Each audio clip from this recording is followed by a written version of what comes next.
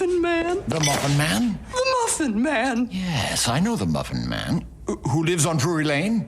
Well, she's married to the Muffin Man. The Muffin Man? The Muffin Man! Somebody once told me the world is gonna roll me. I ain't the sharpest tool in the shed. She was looking kinda dumb with her finger and her thumb in the shape of an L on her forehead. Well, the years start coming and they don't stop coming. Fed to the rules and I hit the ground running. Didn't make sense not to live for fun. Your brain gets smart but your head gets dumb. So much to do, so much to see, so what's wrong? Hey everybody, welcome back to another episode of What the Hell Happened to Them? A title fight is brewing. That's right, this season, Eddie Murphy versus Jim Carrey. I am your host, Patrick Skeyhill, and joining me on the line is a man going the right way to a smack bottom, Joe Vekeman. Yeah, that line. Did you know that was an improvised line in this movie? Well, I don't know if that's bad for Mike Myers or for the writers. Whatever. He was referring to the director because the director was getting on his nerves. Okay. Who is the director of this? Somebody There's of note? two, Vicky Jensen and I don't know the man. Okay, well, don't care. And a special guest this week, as you just heard, you know him from Sox Talk and now the Clodcast, Grant Keller. Wow, I'm so excited to be back. You have no idea. I bother Patrick about this all the time. It's not our fault that Eddie and Jim just do a crap load of nonsense in the middle of their They careers. do so many more movies than I ever thought they did. I guess Jim has a lot of nonsense at the beginning, and Eddie's is happening in the 90s for whatever reason, so... Life sounds fascinating. I was so upset to hear it was bad. Yeah. And on the audio boards is Lev Van Rensselaer reminding me to remind you that you can email the cast at whathappenedtothemcast@gmail.com. And our sponsor this week is the Bears Against Consumption of Honey organization. Bears, they don't want you to eat all the bees' honey. The bees need it, I guess. I'm sure that's the only reason why the bears don't want us to eat honey. Should you be eating less honey? You better bear leave it. All right, Joe. What movie are we doing? Okay, hold up. So you didn't like Life? We don't like Life on this podcast? We gotta start the show. What are you guys No, doing? I got, you know, these bears would be taken more seriously if they would put on a pair of pants for once. Maybe people would listen to them. Don't anger the sponsors. What are you doing? Don't do that. I'm just saying, if they want to be taken seriously, Don't maybe... poke the literal bear. What are we doing? All right, Joe. Be like everyone's favorite president, the Red Hulk, and put on a pair of slacks. I'm not talking about that movie. All right, Joe, what are you We mad? don't have to. I just wanted to mention that the Red Hulk wears slacks, which is the only thing I've thought about that movie. Did we like Life? No, you didn't like Life? I like the cereal. Hey, Mikey, he likes it. Is that a reference anyone gets anymore? Wow. Is that like a Michael Jordan Best, like, McDonald's commercial? The Life... Oh, God. We're moving on. All right, You did it. You set yourself up. I know. It's my fault. Well, I didn't realize it until I was halfway through it. Joe, what movie are We watched Shrek today. We are watching 2001's unsung masterpiece. No one talks about this movie at all anymore. It's not a meme. It's not a thing. It's not getting a Lego sequel 15, 20 years later. 25 years after the fact. Oh, my God. All right. Well, wait. We're not... There's going to be a fifth one now? I'm not done? December Yeah. 2026. Mark your calendar. We got Christmas together, baby. I can't... All right. Well, what happens, Joe, in this world where modern-day pop songs and fantasy medieval settings coexist? Can you run it down in the Shrek voice? I can't do the Shrek voice, and I'm not going to try. I will... We have been trying to work on our donkeys, though, right, Pat? I'm not doing black voice. Don't bring me into this. I think you mean Shrek saying donkey. Donkey. Okay. Try saying donkey. Donkey. Donkey. Donkey. Okay. Donkey Donuts. It's a crossover now. Well, a mean lord exiles fairy tale creatures to the swamp of a grumpy ogre who must go on a quest and rescue a princess for the lord in order to get his land back. So, Yep. I have not seen this movie since it has come out. I have not seen this movie since it was in theaters. Joe, when's the Same last here. time you've seen this? No, your kids don't watch this movie? No. Kids don't like... All right, Grant, as the resident Gen Zer, what Am I Gen Z? I don't know. You what are I am. definitely You Gen are Gen Z. Z. Okay. You're definitely Gen Z. What does... I didn't see this in theaters because I was still in the womb. Yes, we know. Grant, we know you're young. What does your generation think of this? They didn't grow up with it. Well, we did grow up with it. Okay, it's 100%. part This of was the like- rotation. Well, you guys grew up with like the third one by the time you were The like... third one was the first one I saw in theaters. Yeah, because I have a Insane. memory of going to my cousin's birthday party for it. And I don't remember the actual movie outside of one shot of them like walking across a boat. So in your episode on Shrek the Third, you'll have to let me know if that happened. Okay. A movie I've never seen.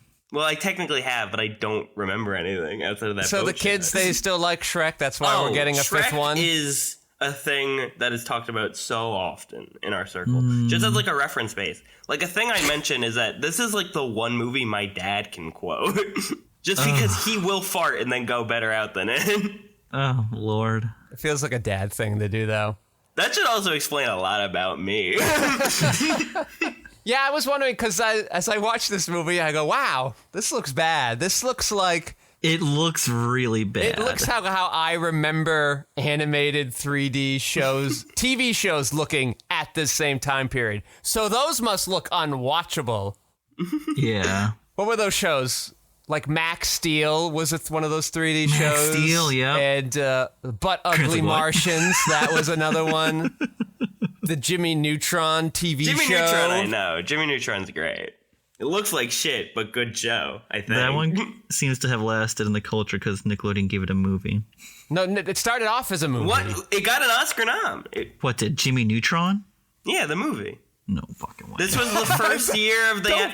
Don't waste time looking it up, Joe. I'm going to. I know this. Because this year I know was the this. first Just off the year top of the of my head. animated Oscar category. So it was Monsters, Inc., Shrek, Jimmy Neutron. I don't know if anything else was nominated. It was because the Academy had only seen 3 animated movies that year. That's why.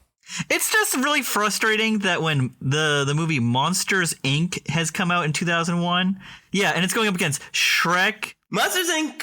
is my favorite movie ever made, and I'm so mad it lost to Shrek, even though I do love Shrek. Monsters, Inc. But what's was the like... best movie? I saw that in theaters as an 11-year-old boy, and I'm like, I'm still on the cusp of being okay with seeing kids' movies. Because I was about to turn 12, and I was like, yeah, this is okay.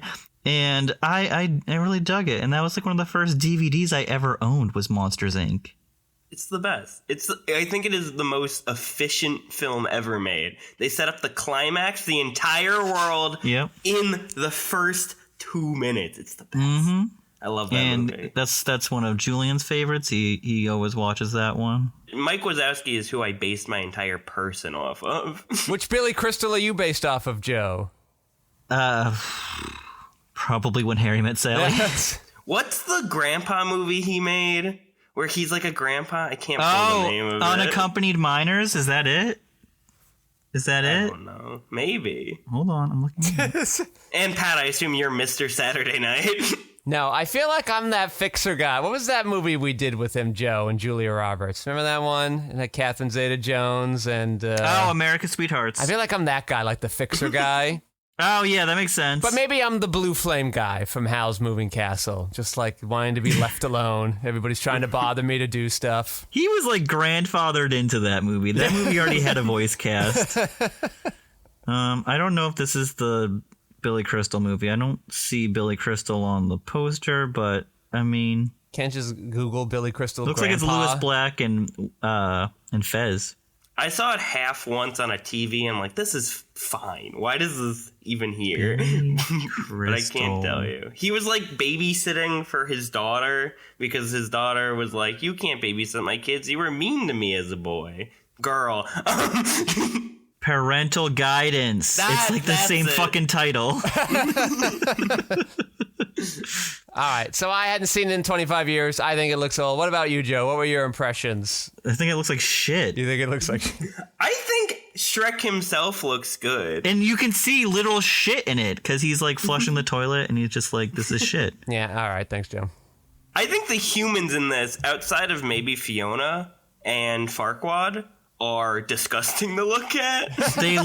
They're like one grade above Sid in Toy Story. Donkey looks like Scud in Toy Story, where the fur isn't like actually fur; it looks sculpted. I don't mind it so much. I think it's also this is a weird. I only grew up I didn't watch any of the 2D animated Disneys growing up. I literally it was Pixar and this stuff. Wow. So I didn't even discover 2D until older on. 2D looks great, but it's this, it doesn't bother me when it looks like shit because I'm just so used to it. And I'll Generation tell you, raised on shit. Great. it's all they know now. They're fine with it. I just watched Snow White for the first time, the OG, and I'm like, wow, this really is beautiful. Why is everybody mad at this new one? Not that I'm not happy about it, but what's the deal? I don't know. It's a political firestorm you're getting into. I don't know why it's a political firestorm. What? Rachel Zegler is a good actor, so she's great. No, she's great, but she stood up for Palestine, and that's not allowed in Hollywood right now. Uh-oh. Yep. Okay, you're right. Political firestorm. We're stepping away now. We're the playground. Okay, good. Is this the first movie you guys have covered made entirely on spite? This movie? Yeah, because Katzenberg made this as a big fuck you to Disney. I didn't know that. I think they get away with it because it all weirdly stems from character, because that's Shrek whole ethos, and I really think it works. But you did one of the Jack movies made entirely because he's like, fuck you guys. I mean, I don't know. There's some there must be. There's 62 of them. I can't keep track anymore. It's been so long. One of my favorites, Blood and Wine, right? Jeez. That wasn't a spite movie, though, was it? Well, he's spiting a lot because he's like, hey, I'm fucking old.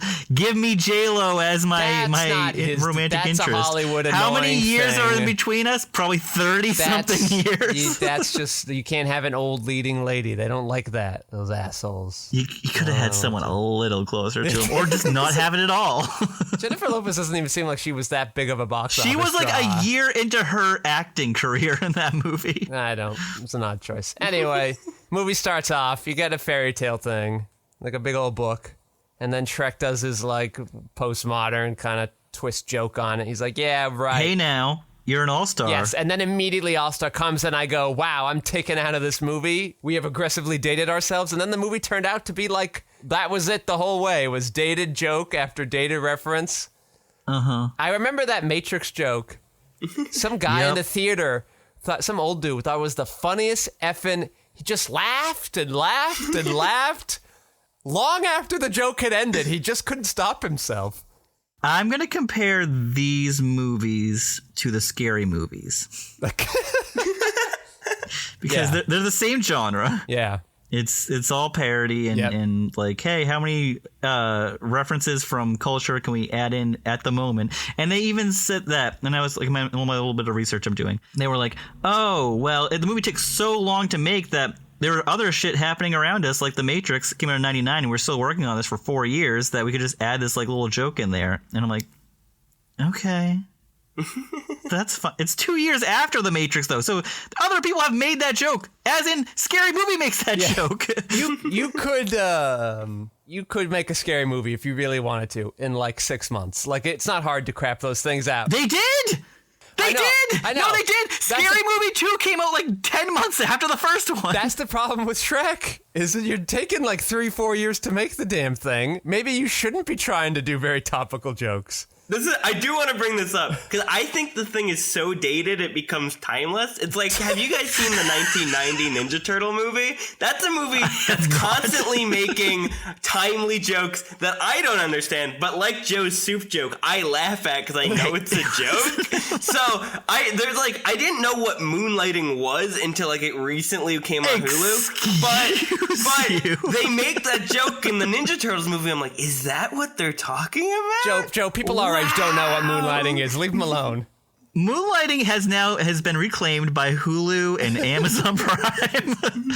It's just going right on to there. But for me, moonlighting was a thing Michelangelo joked about, and that was it. So I feel like there's a lot of stuff in this that's people are like, that's Shrek's joke, where they don't know what the original thing is. Of course those movies are dated. The Vanilla Ice sings the goddamn theme song. but it's so good though. It's Me and Dimitri are the Toka and Razar of podcasts. all right. Nobody needs that. What are you saying, Joe? So Eddie Murphy says the Shrek series is among his best works. Do you agree? I do agree. Fucking hell. That's saying a lot about his other works, Pat. I'm not specifically referencing the movies, though I didn't quite care for Shrek, obviously. He's so funny in this. Yeah, I think Eddie is kind of like firing all cylinders here. He's making a meal out of, C+ material. That joke about when they first go to the swamp and he's like, I like that boulder. That's a nice boulder. I was laughing. That's good. Okay, all right. I didn't laugh once in this movie. Joe! You didn't laugh once. It's fair, but I don't know. Eddie's at least likable in this movie. He's the likable thing, and he's playing off of Mike Myers pretty well. I think Mike Myers is kind of irritating in this. From the accent, which is almost unbearable at points. I don't know. I've heard that because Chris Farley was supposed to do the role before he did the thing he did. Yep, I'll get to that. And I've seen did storyboards with some voice recordings they had of it. I didn't like Chris Farley was just like being himself, and he was being like sad sack, dopey ogre guy. I kind of like grumpy accent Shrek. I think that's kind of what Shrek needs to be. Well, oh my god, there's so much bullshit to this. Mike Myers agrees with you because he was originally doing his own voice, and then it got to the end of the sessions, and it cost $2 million to re-record it in the accent. And they did it because he's like, I think we should do a Scottish accent, and they're like, okay. It worked! Keep plopping down money in there. It's like when Dustin Hoffman realized he imagined himself as the wrong horse, and he had to re-record all of his Racing Stripes lines because he's like, my horse has a longer face than I thought. I gotta do it again. I respect that. I am so blown away that you know that Dustin Hoffman Racing Stripes. Joe, I've told the story like 4 times on the podcast. It's always new to you. I'm very impressed. You know why I know the story? Because David Spade told this joke in a stand-up special he had, because he was in that movie too. As a horsefly. Why were you watching a David Spade special? Because I was in a hotel and I just needed something on, and it was on on Comedy Central or whatever. I just assumed it was another one of your I'm very thorough things where you're like, he was in one Adam Sandler movie. I guess I'll watch all of his stand-up. Yes, I'm certainly not doing that for anyone in an Adam Sandler film. That was ridiculous. You watched all the Grinch. That's journalistic integrity. That had to be done. Yeah, but you also watched. Did you read the Shrek's children's book, Pat? I didn't know it was a book until I saw the credits. I have that to talk about as well. Okay. Okay. So. Eddie Murphy, I think good here. Go on. Eddie Murphy, great. Let me tell you, has a BAFTA nomination for his voiceover performance, which was the first of its kind. Did he win? That's kind of crazy. No, it was just a nomination. That's a great nom, though. That's a good nom. Let me see what he was going up against in 2001 at the BAFTAs. I don't care. It's a good nom.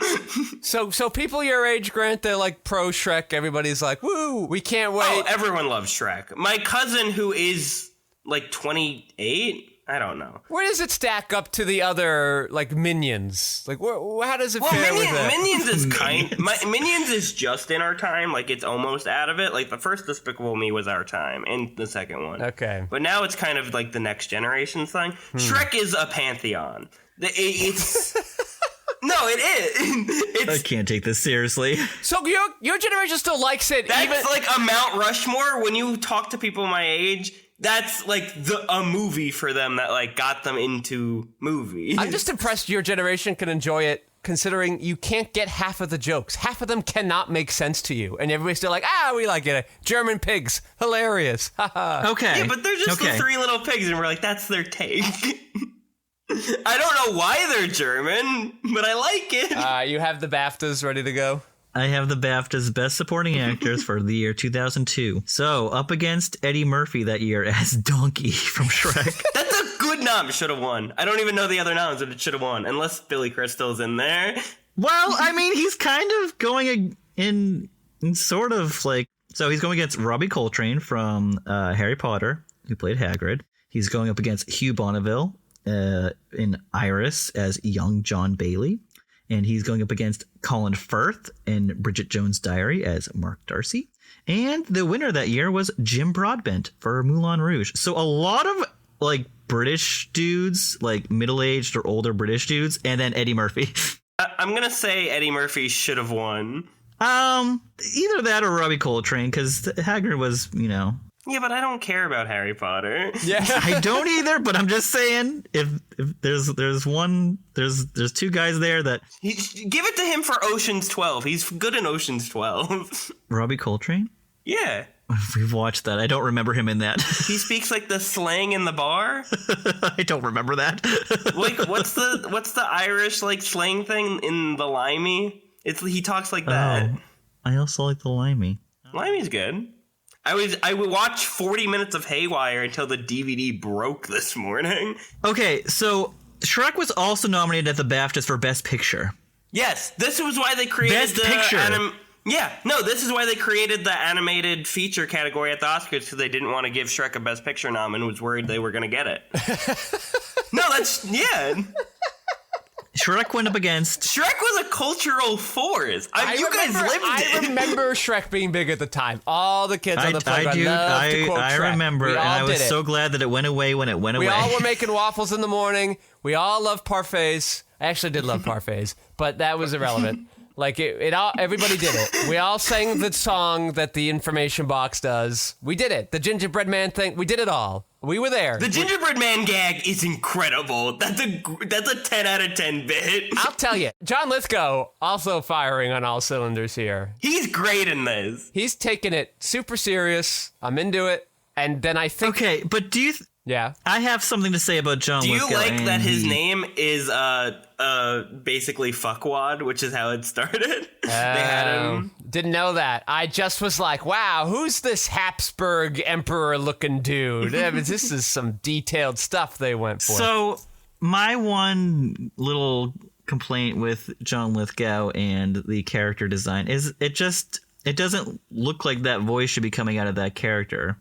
I don't know. It kind of looked like John Lithgow a little bit. Had that it doesn't. It doesn't look like John Lithgow. It does kind of look like John Lithgow. I like that. He has hair. Yeah. Okay, hair aside. That's the Habsburg thing. Lithgow doesn't have that fucking chin. Yes, he does. That is a chinned mofo, Mr. John Lithgow. Watched John Lithgow as a young man in terms of endearment, and he was an old man in terms of endearment, trying to court Deborah Winger. Yes, I saw this, and then I also saw that that New Zealand film they for some reason cast John Lithgow in as a New Zealand person, and that must have been weird. Like this horror film. It's just like, wow, most of John Lithgow's career, he's just playing crazy psychopaths. And I just wonder if you show an average John Lithgow person, like, oh, hey, also he was in this hilarious sitcom where he's like funny old dude. What a weird mixture it is. Mostly play psychopaths, did one sitcom where he's the complete opposite. Very odd to me. Shrek won Best Adapted Screenplay at the BAFTAs. That rocks. I like the Shrek script a lot. The only thing I don't like is the miscommunication thing at the end of the second act, because it's padding stuff. But I really like... Well, it's an 85-minute movie. Movies can be fucking 60 minutes. I don't care. Is this like a real book, or is this like a children's book and it's like 20 pages? That. Yeah, so you gotta fill a lot of time in. But I like Shrek's arc a lot. Do either of you remember the movie Amelie? I haven't seen it, but I know what it is. The like super twee movie. I know Amelie, yeah, the French thing. That won Best Original Screenplay over Gosford Park, Moulin Rouge, The Others, and The Royal Tenenbaums, and I say fuck that. Is this at the BAFTAs? That's at the BAFTAs. All right, moving on from the BAFTAs. The BAFTAs like French and British things. But The Royal Tenenbaums? The Royal Tenenbaums is great. I'm not disagreeing with you, but I'm like, you can't expect that from the BAFTAs. That's Gene Hackman's that. last great role. What's his other roles after it? Mooseport. He welcomed us to Mooseport. He's hanging around with John Cusack and Dustin Hoffman in Runaway Jury, which I just watched recently.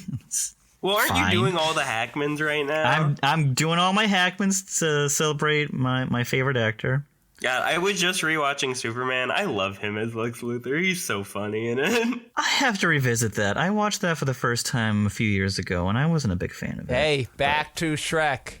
I'm happy to talk about Shrek. I love Shrek. I liked Cameron Diaz getting the fart credit, because that's largely how I feel about Cameron Diaz. The fart credit?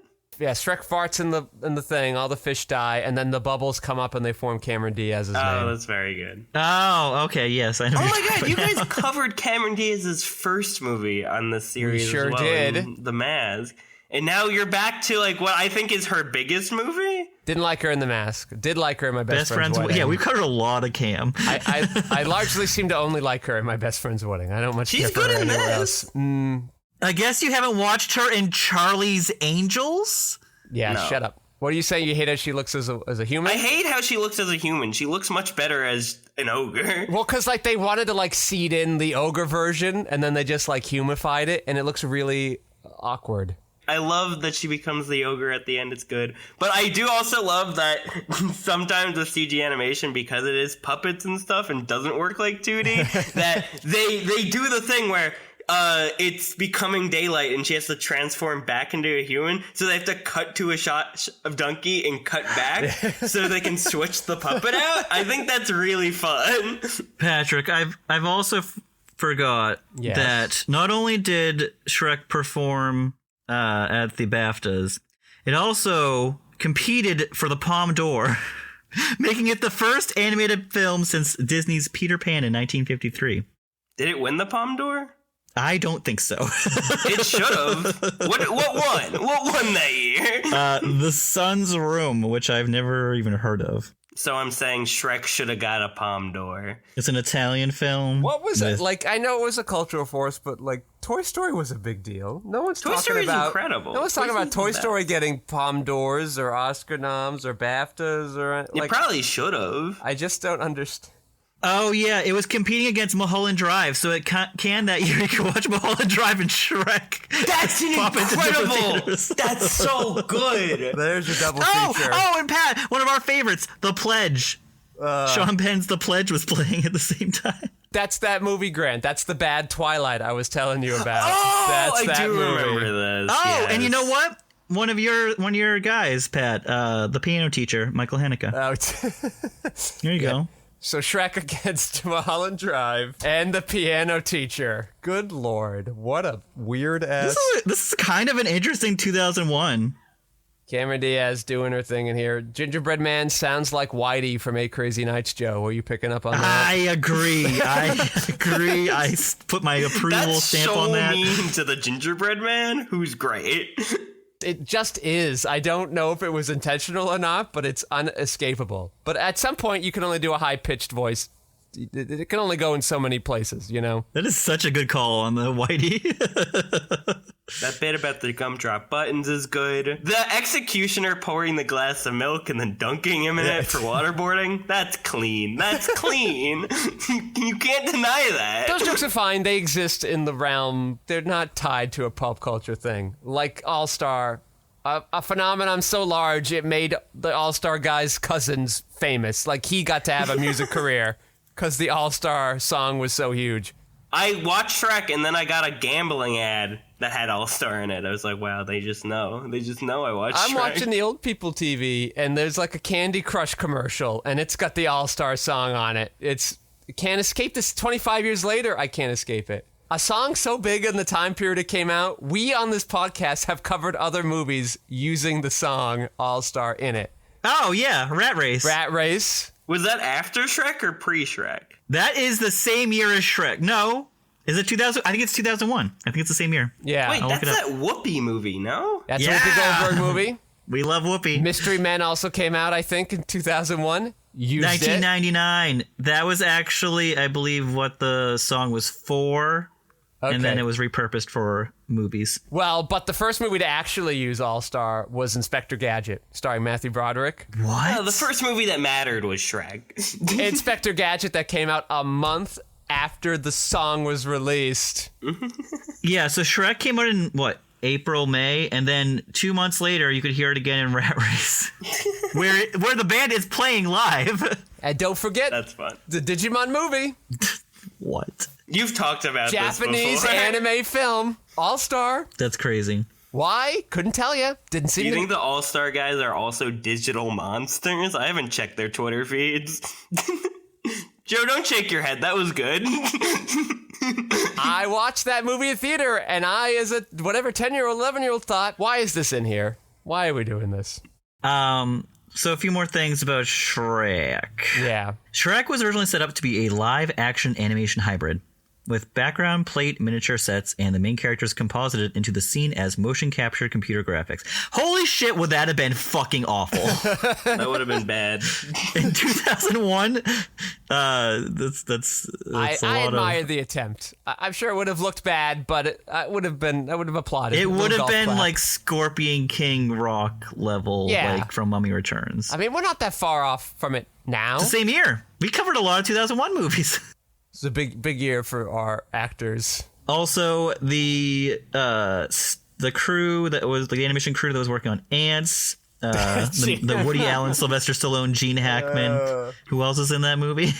Jennifer Lopez. They went from that movie to this movie. I had to watch Ants in my high school sex ed class. I don't want to know why. Joe, say what you were saying. I don't know why. We watched that in Cool Runnings. Okay, you lost me there. What about the Ants animation team, Joe? Oh, they were ported over as this movie was being made. They were like taken from that movie. Like, okay, you finished that one. Come over here and help us with this one. Okay, I buy that. This movie took over 4 years to make. And then it was the dialogue was re-recorded several times, apparently, because Chris Farley had recorded almost like 95% of his dialogue for the movie before he died, which was, he died in 97, and this movie comes out in 2001. Also, apparently this movie was in the works since 1991 with Steven Spielberg attached to produce it. Yeah, but he'll throw his name on as a producer to anything. He's on Transformers. Of course he will. Just cash those checks. Well, I mean, that worked out for a lot of people. Those movies made a lot of money. Yes. Speaking of which, this movie made a lot of money on a $60 million budget. I can't believe it like reined it in at $60 million for working on it for that long. It made $492 million. It's the Grinch of its year. Yeah, you're right. The Grinch of its year. My God. But it wasn't the highest grossing movie that year. It was the fourth highest grossing movie that year. Wow. Behind. Did Monsters beat it? It did. A big year for animated films. So Harry Potter was number 1 that year. Well, yeah, okay. That follows. Lord of the Rings was number 2. Monsters, Inc. with a healthy like $50 million more than Shrek. It's the best movie ever made. So then Shrek number 4. Number 5, Ocean's 11. I'm just going to go down to the whole 10 because this is an insane 10. And we will... It's like you have such a weird mix of movies here. Like, there's a lot of, like, IP, but, like, Ocean's 11, $450 million. You have to acknowledge that is an IP. It is now, yeah. They made it into one. No, before it's a that. Remake. Because That's it was a remake, the Rat Pack made one. Oh, yeah. Well, I mean, sure. 50 so it's years IP, later. Joe. You gotta acknowledge. Give me bottom 5. Pearl Harbor. Michael Bay's Pearl Harbor. A movie I saw in theaters. Why? Well, yeah, why? That's a good question. 3 hours and like 20 minutes. Why? You wanted to say you'd been to war? Ben Affleck, Josh Hartnett, and who's the female lead in that? Who's it? Kate Beckinsale. Wow. Another product of its time. The Mummy Returns. Number 7. Oh, yes. Jurassic Park 3. Number 8. Number 9, Planet of the Apes. And number 10, Hannibal. I don't care how big Silence of the Lambs is. If Hannibal comes out now and they're like, oh, cool, we got Anthony Hopkins back. That movie doesn't make fucking dog shit. We have one of our 2 stars back. Yeah, the other one's like, no thank you. This smells bad.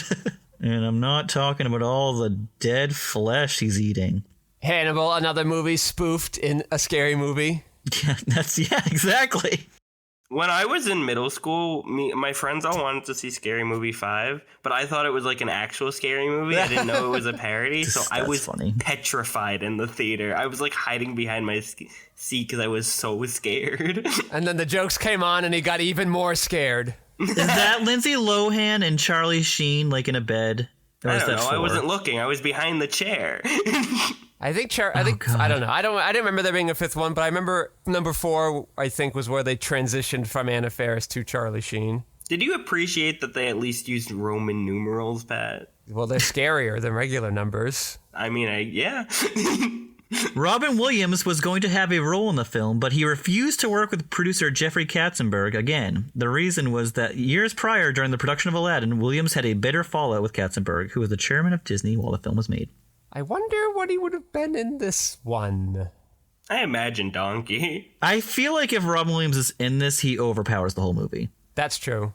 Shrek became the DreamWorks mascot for the company's animated production. Well, they had nothing else. Whoa. What are you saying about the adventures of Sinbad or whatever? They could have made the mascot Moses, Patrick. Or equally dated Shark's Tale thing. That came out after Shrek. That's after. That's one of the directors of Shrek made Shark Tale. That's embarrassing. From one of the directors of Shrek, I believe that's how it was advertised. Janine Garofalo was originally set to voice Princess Fiona, but was summarily fired without explanation after the death of Chris Farley. To this day, Garofalo has no idea why she was let go. I think Garofalo would have been a good... I could Absolutely. see her. I would have liked that. And I feel like the only reason was Cameron Diaz is more famous. Yeah. That's 100% it. That poster you chose on Letterboxd, they wanted the 4 names. Yep. Janine Garofalo can't even get into Southland Tales. Gingy, the gingerbread man, later became a mascot for Walmart. What? Good one. I love that. That's a good fact. I don't remember that happening at all. I think it's around Christmas time. You'll see Gingy pop up. You can't just have any gingerbread man. It has to be specifically this one. He's a good one. You got to license a gingerbread man? This one's for you, Pat. This one's for you. Jesus. Nicolas Cage was initially offered the role of Shrek, but he turned it down because he did not want to look like an ugly ogre. That's very good. Someone better call 1986 and talk to his Peggy Sue character. In 2013, Cage admitted that he regrets the decision and explained, "When you're drawn in a way, it says more about how children are going to see you than anything else, and so I care about that." That's a real like showing of like Nicolas Cage's like pride and ego, because he's like, I can't handle that. He's a little fragile. But like also, it's just not even true. And he's on top of the world at that time. He's being cast in Shrek. Nobody's like, oh, Michael Myers is just a dumb old ogre. They don't even know it's the same person. They don't know who Michael Myers is. Yes. That's like, there's so many voice actors on talk show segments where they're like, the parent recognized me, and then I do the voice for the kid, and they're like, what the fuck is this guy? Yeah, all those abomination. All those 10-year-olds like, woohoo, Chris Pratt's in Mario, yay! No, they don't care. Hire anybody. Doesn't matter. Yeah, they threw in some wrestling for you, Joe. You got a little secret wrestling movie. It was fine. Do you like when they used the chair? Yeah, the chair, Yeah, Joe. well, it's a little dangerous, so they should watch it out. That's how it's dated, too. You're not allowed to use chairs in wrestling anymore. You're not? What? Yeah, no, well, I mean, they've been using them now. They have breakaway chairs now? Foam chairs they're allowed to use? No, they got rid of it because of the concussion protocol, because people were getting concussions and killing their families. Oh my god, what? It's a real thing. Also, it happens in football a lot more often, too, because of the contact. Yeah, you don't get hit with chairs in football. You get hit with a human being. Yes, another person's head. Maybe that's how we fix the XFL. We bring chairs into it. Wow, someone is still trying to fix the XFL. Time for a football around the world. Oh, no.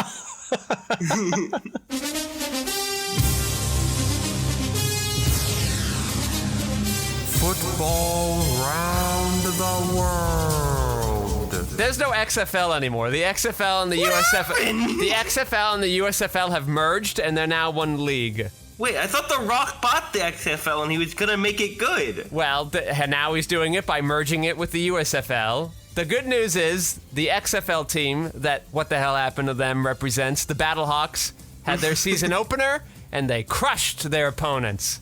The bad news is the USFL team, the Pittsburgh Maulers, has not survived the merger and no longer exists. That's a bummer. I know. But they also were like last. No, they were last in the league the first year, and then in the second year, they were one of the worst teams, but the conference they were in was so bad, they made it to the finals anyway, and then were summarily beaten. Beautiful.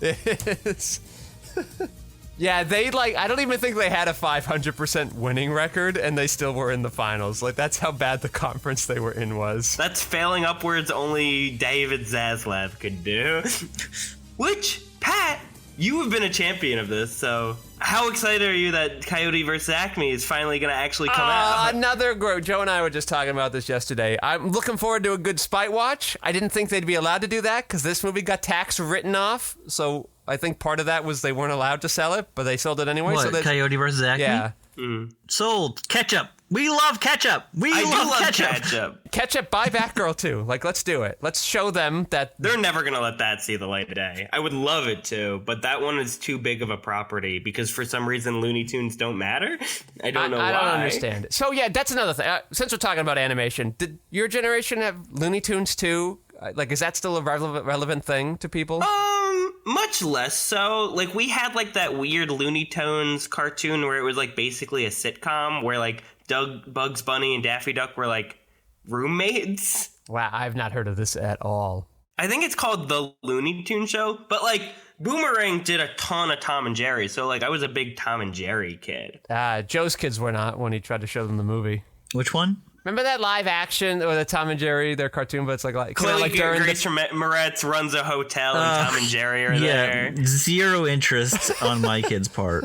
Zero interest. Well, that Tom and Jerry movie was clearly, they had the script about a kid running a hotel and they're like, well, what if we just put Tom and Jerry in it? And I'm like, well, why did you think that? That was bad. Don't think like that. It's just like one of those things where like we have this IP and if we don't use it soon, it's going to get we're going to lose it. So they have to like make an obligatory one. Hey, so DreamWorks considered re-releasing the film to a limited number of theaters on November 2nd, 2001 against Pixar's Monsters, Inc., but eventually decided against it. Instead, they released the VHS and DVD on that day. What a bunch of dicks. Okay, great. That 100% makes sense. That's Katzenberg. That's Katzenberg. Disney is about to have a success. We gotta fucking take that away from them. The film reached the $100 million mark after 11 days, equaling the time it took Toy Story 2 and The Lion King to tie for the fastest animated film to reach the $100 million mark. But it passed the $150 million mark on its 18th day of release, making it the fastest animated film ever to reach that mark. It became the second biggest animated film of all time behind The Lion King. Yeah, this is sort of the problem where like I like to razz it and be like, this film's dated as soon as you leave the theater, how embarrassing it is to watch 25 years later, but it doesn't matter. Like, even when it's dated, when the time it came out, it still made it gobs of money. Mm-hmm. That's just telling them we need to do even more of this. This clearly works. A fully fleshed out story and lived in humor and character-based humorous interactions. We don't need any of that. Just throw in your Matrix references and whatever. I feel like this movie does have a lot of that, though. I mean, like, I feel like you guys are being hard on it, which is fair. But, like, I love Shrek as a character. I think him and Donkey's dynamic is great. I like how they bond as friends. Like, that first scene where Shrek and Donkey meet, where Donkey doesn't react to Shrek being a monster, it's very sweet how Shrek doesn't really know how to react to it. And I like that Shrek keeps trying to push him away, and Donkey's like, yo, that's not gonna work. Like, I love that scene at the end of the second act, like going into the third act, where he's in the swamp and like putting up the wall. I think it's very sweet. So when is the turn? When is the turn where Shrek is like, hey, Donkey, we're friends now? When does that happen? Because at the end of the movie, he's just like, okay, I'll forgive you. That's the scene where they're sitting outside when Fiona is in like the rock hut and they're talking outside the moon. That seems so sweet. Grant, you're right. This movie, especially compared to those scary movies, this movie was at some point in some draft trying to be a real movie. I think most of the real movie is still there. I don't know. It is hard because those dated references just so overpower everything else. They just draw so much attention to themselves. It must be a thing where, like, because those references only mean stuff to me from this movie that it doesn't distract me. Like, I didn't see The Matrix until probably like 7 years ago, so this was just Fiona fight scene. That was the joke, is that she's an action princess. So that's an interesting take. You're right. They do handle the Shrek donkey thing pretty well. And even though it looks like in that moon moment they are friends, Shrek still doesn't want anything to do with him when push comes to shove. only to realize that he did, and he was just kind of getting stuck in his ways. You're right. There is a. I just love how guarded Shrek is, and I like the reason I think this movie, even though it's completely made out of spite, I think like that works because it comes from the character of Shrek, where he hates all this stuff because all of this stuff hates him. I think it weirdly works together. I think that's why this movie sticks, and why, outside of just nostalgia, why they want to return to the character. So, Joe, in this movie, Shrek eats an onion. Last movie, Jim Carrey ate an onion too. Wow. You think this is the year of onion eating? Yeah, there's layers to this. Does Jim Carrey mention the layers in The Grinch? Doesn't mention that. He just eats an onion because he's like eating trash, and an onion's part of the trash. But I had thought too, I'm like, did Jim actually eat an onion? Like, it might have been a prop, but it also sounds like something Jim would do. Just like eat an onion. He's method. To be in character. Is he method in everything post the Man on the Moon? I don't know. I don't think so, but he is annoying on set. That's what we're getting. we're finding that out pretty quickly. He is the most annoying man on set. And you know what? I don't think Eddie Murphy's that much easier to deal with either. So these guys are... Think about when Jim gets to Yes Man and he's just saying like yes to everything. He's like, yeah, you got it, guys. Let's do it. Oh, if he's doing Yes Man method, that's the best set to work on. Oh my God. I am afraid to revisit that movie. I've seen that. That's a weird one. You want to talk about like weird relationship dynamics? Is Jim with Zooey Deschanel? There's also another gap there. Oh, compared to Zooey Deschanel and Will Ferrell? Well, okay, I gotta, just because we brought up Elf. Elf was never funny to me as a kid, or I guess I haven't rewatched it since then. I didn't get the jokes, because everything Buddy does in that, I'm like, yeah, that's normal. I would do that. Like when he's putting the M&Ms in the pasta, I'm like, why is everyone laughing? That sounds good. Oh boy. When Shrek and Donkey go to the city and they're like just like moving through the velvet ropes instead of like going around them, do you think that's where that movie Butter got the idea from? Anyone remember that movie Butter? Butter? What is that? Are you talking about, is that a Jennifer Aniston movie? No. Butter has the guy from Modern Family and maybe Jennifer Garner, and there's a lot of guys in Modern Family, Pat. It's another Jennifer, okay. But that gag where the big-headed Farquaad goes through all the ropes, good bit. Yeah, I think Butter stole it from that. So you're talking about the Jim Field Smith movie? Yes. Yes, from 2011. Olivia Wilde, Ty Burrell, Hugh Jackman. Hugh Jackman was in there? I don't remember that. That's what I'm seeing. This movie was budgeted at $10 million. It made a crisp $175,000. I don't think it was on like more than 2 screens at a time. Like that was a Netflix special, that movie. That was a Netflix special. Okay, so kids like Shrek. Shrek's great. Shrek's nice. Joe, do you see anything in there? Is Eddie doing the Robin Williams thing where he's like making up half the lines as he goes? They're all improvising and they're all using bits from their other fucking movies. Like when Eddie's like, I'm the Stairmaster. He just said that in the fucking Nutty Professor. He just said it. They're all like reusing bits from their other movies and their stand-up sets. But think about it, Joe. Think about it. I'm thinking. Did he say it in this movie first and then steal it for the Nutty Professor? Well, no, because the Nutty Professor was definitely in production in like 95, and this movie wasn't even started in production in 97. I'm pretty sure he wasn't even brought on until like 98, 99. I thought it was from Nutty Professor 2. I thought because that's what we just watched, not Nutty Professor. That feels like 10 months ago at this point. Well, it kind of was. But also, guys, isn't it really great that Donkey and the Dragon get together? How does that work? Tell me. Describe it to me. Tell us. He gets hard and puts it in her vagina. What did you want from me? This is no. What were you asking me there? I was hoping you just deny. No, but I like respect the privacy of the animals. You can't wait. I can't wait till you guys see their babies. Is it gonna be anything like the babies in Little Nicky with the dog and oh my god, and the boob on his head, Kevin Nealon? Don't get upset at me. I have not seen Little Nicky. That was for Pat. Grant, we're not upset. It's totally fine. I don't blame you. I couldn't remember if that's one you guys secretly like. No. No. Okay. We might have liked it slightly more, or maybe perhaps hated it slightly less on our rewatching, our remix watching. I'll tell you where I ranked it. I'll tell you. It's certainly low down. Do you want? Are we gonna do last looks? Are we all wrapping up here? Hey! I wanted to finish my thing on the dragon. I thought you finished your thing on the dragon, and we had to cut you off because you were getting too X-rated for the podcast. No, I wasn't. I didn't bring that up. That's Joe. Yell at Joe. This is not the Clogcast. You don't get to just use your smut talk all over. I don't like the smut top. That's Dimitri.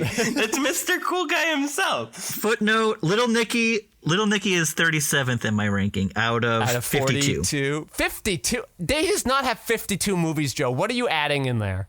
I have his stand-up specials. Do you have like Goldman v Silverman in there? I do. That's 26. Goldman v Silverman is nothing, Joe. That thing is nothing. Feature That's films 7 minutes only. of I get to see one of my favorite boys on the screen with one of my other favorite boys. Yeah, but you also get that in the movies that are feature length and have like something. Okay. Yeah, but All it doesn't waste my time. Listen, I don't mind Gold vs. Silver as a short film, but I'm not putting short films in the Sandler. It just feature films. No stand-ups, just features. I'm doing everything I've seen of Sandler in there. All right, fine. I still have to watch Coneheads. We'll do that when we run out of remixes. We'll go back to Conehead, the All lost right. episodes. Looking forward to it. I'll save it. I've never seen it. Is he in Coneheads? For 5 seconds. He's like one of the like boyfriends at the end of the movie. Coneheads directed by the guy who did the 1990 Ninja Turtle movie. Yeah, that sounds about right. Wow, is that the same year? Yeah. Okay. What's your thing on the dragon? Okay, the thing I wanted to say about the dragon is I think it's a funny joke that first that's how they stop her is by him like pretending to like her. But I really think it's great that after he has that talk with Fiona about like appearance shouldn't matter, he reaches back out to her and that's how they get together because he's like, I was judging her too harshly. Maybe I gotta give her a real chance. And I think that's really sweet. And I like how she comes back in the end of the movie. I like that we know it's a lady dragon because she has lipstick and very nice eyelashes. It's so funny when she bats her eyes. I was laughing. But this is like the Eddie thing that works, Joe, is just like this trying to fast talk, smooth talk his way out of difficult troubles. Yeah. Like, this is where Eddie gets to kind of do the Eddie things that work. Donkey reminds me a lot of like my sense of humor of it's all like a word association, like during the onion scene where he's like, well, if we're talking about layers, we got to talk about parfaits. They're pretty good. Cakes. All right. Yeah, last looks. What we got for last looks here? It's not as bad as Jesus. As any of those movies you can't remember he did in the 90s? I'm going to put it in between Clumps and Trading Places. Did he have a short film you'd put it under? No. I only have one stand-up special that we watched for Eddie. I think Pat's watched the other one already. Wait, which one? We watched Raw.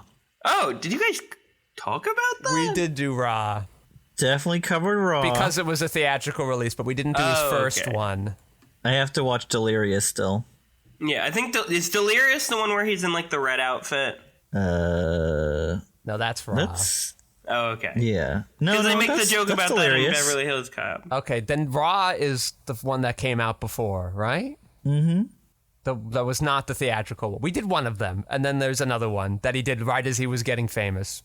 Taped live and in concert, 1983. Okay, so that's your last looks. Is Shrek's a mid-tier Eddie film? No, Shrek is definitely like that's like. Well, I guess we haven't covered. You know what? I bet Shrek. After we get through the next like heap of Eddies, will be top tier. Uh-oh. Okay, and you, Grant? God, I'm not looking forward to these. What are your last looks? My last looks is I really like this movie, and I don't think it's just because I grew up on it. I think I've already mentioned this. I like how the subversive nature of it feeds off Shrek the character himself. I think it's funny. I really like the Donkey and Shrek dynamic. Donkey is going to say a lot about me, but weirdly reminds me a lot of myself. So I love Donkey. I like the relationship stuff. I think I really buy Fiona and Shrek's relationship. I think Farquaad is okay. He's like the element of the movie that works the least for me, but I think the magic mirror is funny. And I like all like the fairy tale creature jokes, even though they're in this much less than I remember. I think they're more in the sequels. But I think this movie has really strong character arcs. I think it is paced very well. The thing flew by. I don't care how short it is. I've seen short movies that are slow. But no, I think this movie's great and a classic for kind of a reason. So you would say you and Grant are the Donkey and Shrek of podcasting? As I'm Grant, I would say me and Dimitri are the Donkey and Shrek of podcasting. I would. Yes. Also, Dimitri is a lot like Shrek in that he's very standoffish until you like break through the layers. Until you get to those deeper onion layers. Yeah. Also, I just force my way onto his couch and I'm gonna have a good time there, even if he's sick of me. So we brought you on because you're like our senior animation analyst when we do these podcasts. So I think you also brought me on because I like texted you too much about it. So you like this movie, even though the animation is still very stilted and the characters don't move all that well. None of that bothers you enough to distract from the movie. I think there are aspects of it. Like there's a close up of Donkey's eyes where they just look very flat. There's some of that, but I think the character designs of Shrek and Donkey are still work very well. Like that when the trailer for the 5th one came out and they messed with those designs, it's very off-putting now to look at the new design. It's worse. Like they tried to make it too they tried to make it too clean and like their eyes are like weirdly close together now. I think these designs are very effective, and especially when you get to like 4 when the animation is higher quality just because the technology's been around for a lot longer. Like, I think it looks pretty good. This is like, I do shrug, like, it's 2001, what do you expect? But then if you look at Monsters, Inc. still looks phenomenal. The fucking hair. The hair, like, it was already, like, they did it. With all the fur on Sully. That was, like, their big claim. Sully was the thing that broke through the hair. Like, there's the story I love about behind the scenes in Monsters, Inc., where that they're in the Himalayas and Sully is like skiing down the mountain and he crashes and you see like the snow get caught in his hair. And they said during the screening for the internal screening of the movie, that got an applause break because everyone knew how hard the technology was to get right. And I just know Shrek wasn't testing the technology in the way Pixar was. So like, yeah, I'm not shocked. It doesn't look good. It's the DreamWorks animation is always normally like a few years behind Pixar. So like this looks Toy Story 1 level, which not great, but like Toy Story 1 I think looks better than this. It absolutely does. I also like, it's again like I've known this movie my whole life. It's not gonna ring wrong anything of the look of this movie. It's just I'm so used to it. That's like I was talking. Dimitri just watched the Christopher Reeve Superman movie for the first time, and he's like, all this kind of stuff is kind of wonky. The Gene Hackman stuff is so silly and kind of seems like a different movie than the actual Christopher Reeve Superman stuff. And I'm like, yeah, you're not wrong, but also I don't care. My last looks, why does Eddie do this movie? Well, it's easy and probably paid him a fair amount of money. I'm sure he's got some weird back end deals or whatever going on there. And then he got 4 movies out of it. And apparently he's very proud of it. He's very proud of this work. He's also going to get a spinoff, apparently. Oh, good Lord. That's what we want. More Donkey. Yeah. I think Donkey works in context of Shrek. I agree. Absolutely. It's a Han Solo thing. Yeah, you need that. That's an insane statement, but yes. Donkey is the Han Solo of the Shrek universe. Okay, I have 2 things that I want to say before we go. Hold on. Let me just get my 2 things out, and then everyone else can go. In between Shrek 1 and 2, there was a Shrek short that was 16 minutes long, directed by Simon J. Smith, called The Ghost of Lord Farquaad. Yeah, I've seen it in 4D at the Universal theme park. This is crazy. Okay, let me get the synopsis, and then I'll move on to my last thing.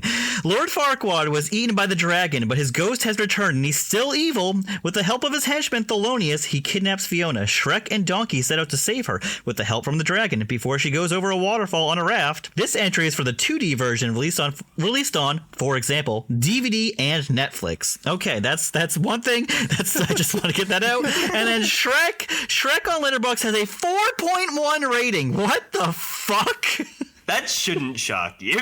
It doesn't shock me. I thought when you were confused at the beginning, you thought it was going to be lower. It should be like a 3.5. Let's be real. Yeah, but Joe, people liked it in our generation. They really loved it. No, but people are ironically like giving it 5 stars. I don't know. That's always so weird for me, because like you can be ironic about this movie, but I think I feel like it's like Shrek himself in a way, where once you get past all the ironic veneer of it, there's like a nice heart at its center. I'm sending you the Letterboxd review I just saw that is definitely not sarcastic and definitely real. Okay, all right. Well, I'll look at that. This is someone's 5-star hearted review. I just think our generation is nostalgic for it, and apparently Grant's generation just legitimately likes it.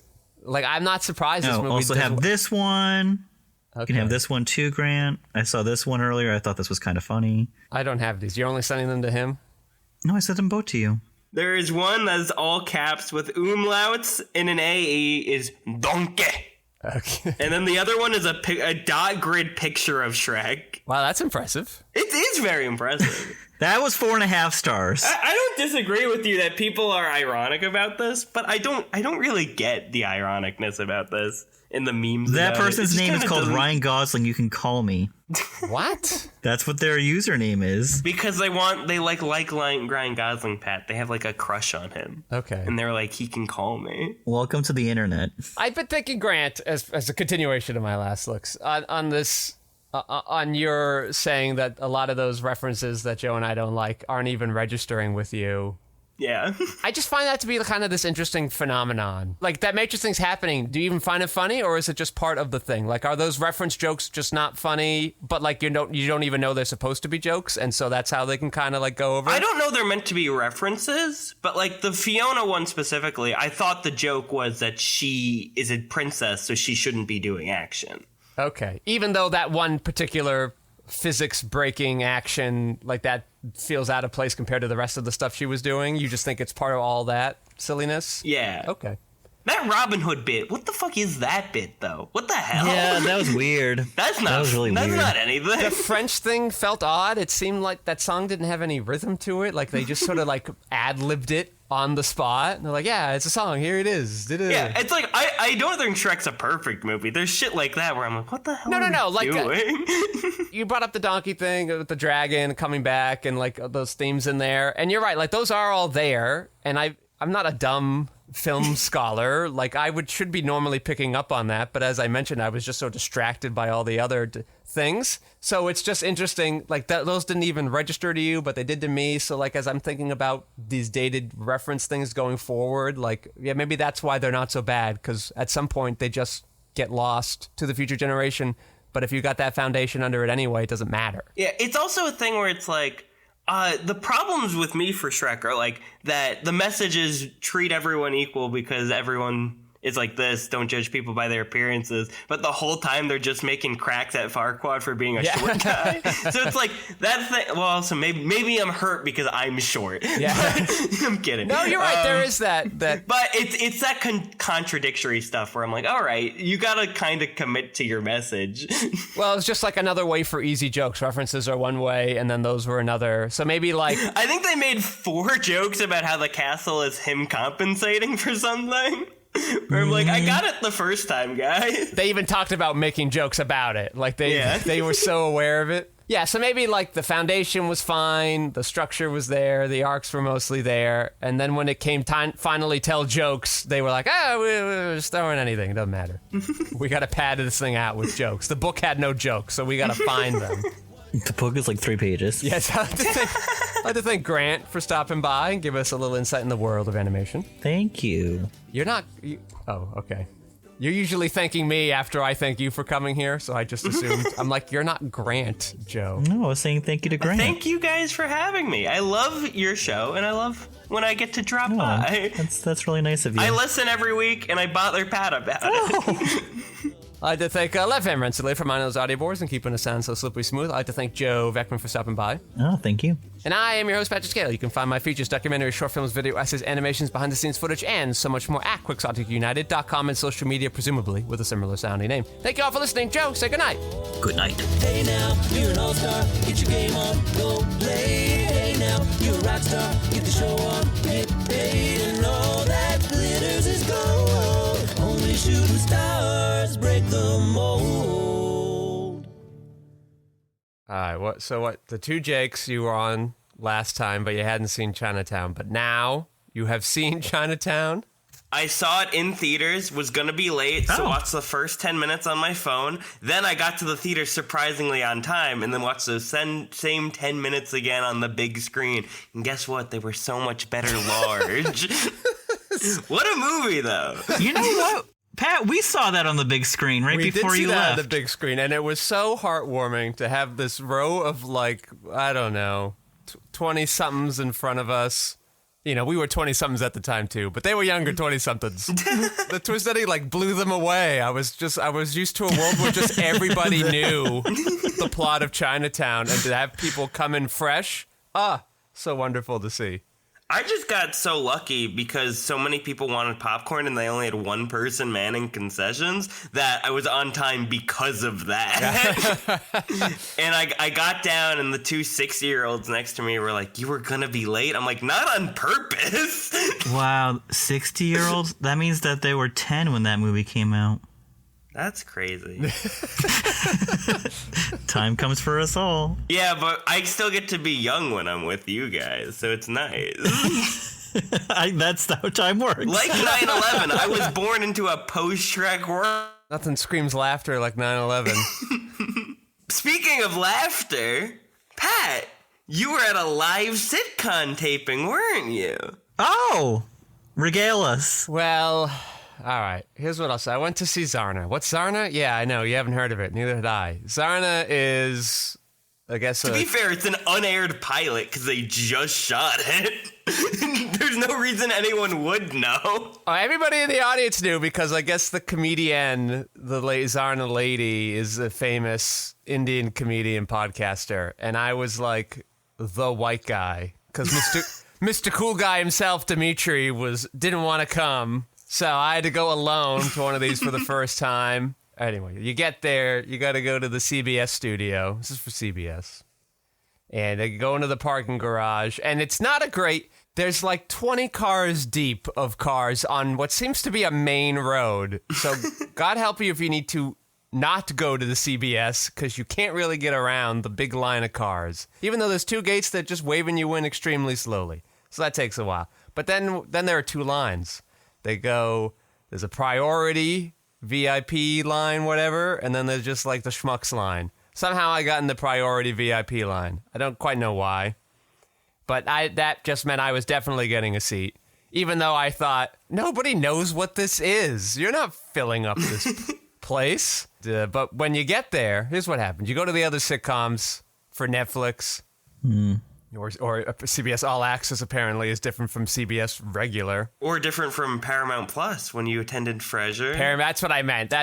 It's not CBS All Access anymore. It has not been CBS All Access in like 7 years. At some point, I forgot it was ever CBS All Access.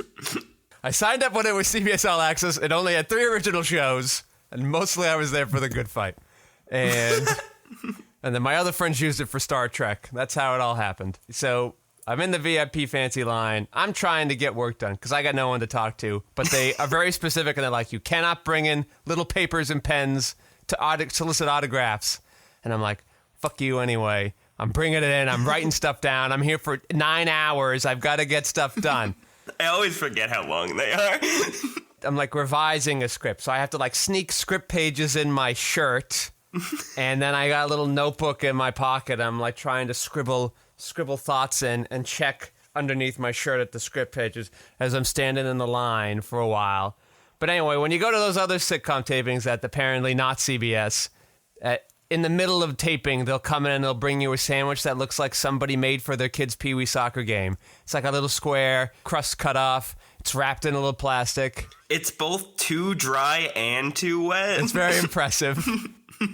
But here, once you get past the metal detectors and everything, then there's like, here's Jersey Mike's. Here's a bunch of Jersey Mike subs. Wow. Pre-made, just grab something out of the bag. There's many types of subs in there, but they don't remember which subs are which. So you're sort of in the lottery, the sandwich lottery.